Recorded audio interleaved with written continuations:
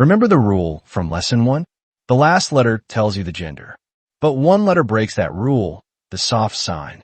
Masculine or feminine. Today, you'll learn how to tell. Мой дверь. Моя дверь. Моя дверь. Да, моя дверь. A quick recap of lesson 1. Most of the time, the last letter gives the gender away. A consonant at the end means masculine.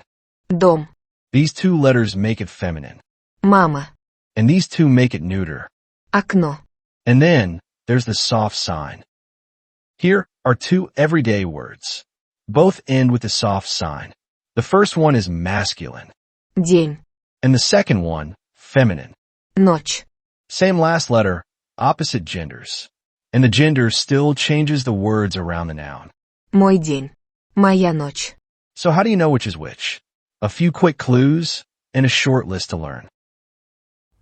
Это мой словарь. А это моя дверь. Two clues say it's feminine. The first, these endings, used for abstract things like news, joy, and life. Новость. Радость. Жизнь. And the second, a hushing sound right before the soft sign, feminine again. Ночь. Дочь.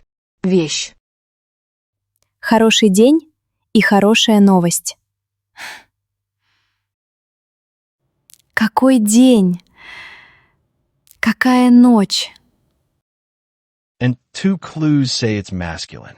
The first, an ending for someone who does something. A teacher, a writer, a driver. Учитель. Писатель. Водитель. And every month that ends in the soft sign is masculine. Январь. Февраль. Сентябрь. Мой учитель очень добрый. Какой сейчас месяц? Январь. For everything else, there's no shortcut. You just learn each one. The good news, there aren't many common ones. Masculine, День. Словарь. Портфель. Дождь.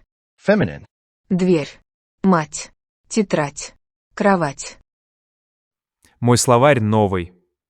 И мой портфель тоже. Это моя жизнь.